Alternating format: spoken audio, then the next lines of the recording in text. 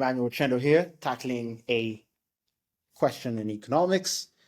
Now, the question today, at comparative levels of wealth, was the United States as profligate as Kenya is right now?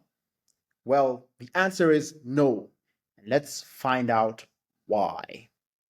So we have before us a chart called the overall estimated budget for financial year 2024-2025 and how it is financed. So this has been prepared using data from the National Treasury of Kenya. And you can see 4 columns. The first column, the budget items. The second column, the revised budget for 2023-2024. And then the third column, the projected allocations for 2024-2025 financial year. So that's the year that just started, and the percentage change. Now, all this is in billions of Kenya shillings. So what is this chart saying? The Institute of Economic Affairs Kenya estimates that the Kenyan government's total expenditures could grow by 7.3% in the fiscal year 2024-2025 from 4.52 trillion to 4.875 trillion. In US dollar terms, this represents growth from $35 billion to about $38 billion between two fiscal years. So the budget has grown there by about $3 billion. The World Bank estimated that Kenya's GDP was 113.2 billion in the year 2022, right? In that same year, Kenya's per capita GDP was $2,099. The Kenyan government's annual expenditures will exceed 30% of Kenya's annual output.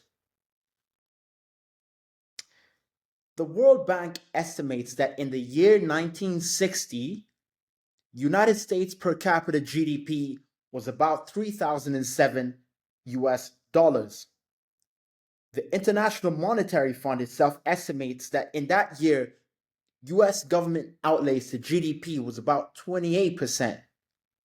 Tax Foundation, a think tank, itself estimates that the American outlays to GDP did not exceed 20%. That same institution estimated that in 1960, US GDP was 543 billion and its receipts was 17% of GDP. So this revenue to GDP ratio, what does it actually mean? It's trying to say that this is the size of the government compared to the size of output, right, of economic output, right? You take the per capita, which is what everyone is earning on average.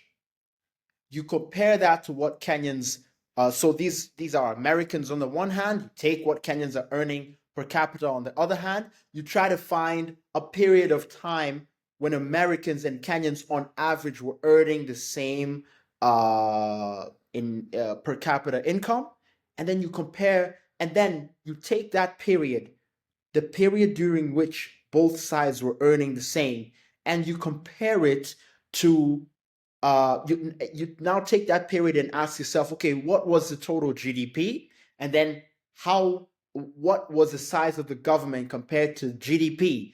It's a quick heuristic that just it prompts more questions, but it's itself a good point to stop and say, okay, why is it to ask yourself, is one government very big compared to another, and why? Now, Brookings Institute, another think tank, estimates that in that same year, American manufacturing to GDP was 12%, and that the manufacturing sector employed just 25% of the total number of Americans employed. In the year 2022, the World Bank estimated that Kenya's manufacturing to GDP was 8%, while Kenya's deficit is 12.5% and growing. Its manufacturing base continues to be decimated. Agriculture is relatively not very automated, and many are employed in the informal sector. US GDP was 103 billion in the year 1940. In that year, government expenditure as a share of GDP was 10.4%. Now it seems that no matter how one cuts it, the Kenyan government is overspending relative to its level of wealth. Comparatively, it seems that at comparative levels of wealth, the United States, an advanced and very large economy, was not as profligate in its state expenditures. All that leaves us with some good food for thought, asking ourselves why a government needs to be that big. And if it is that big, what is it doing, right? At that size. All these numbers we just saw when we compared to the United States, what should we remember?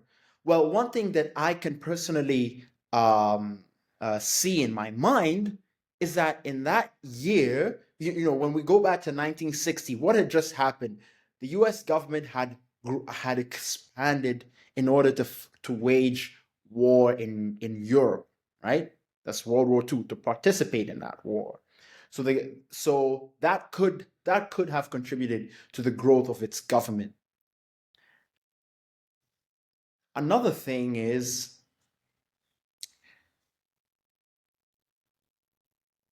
the Kenyan government, as big as it is, the question that follows then is what kinds of services is it providing for that size? What value is it delivering to the citizens at such is it delivering value or is it bloated? These questions are up to the citizens themselves to assess and make decisions about what direction their governance structure should take. I leave it at that. Thank you.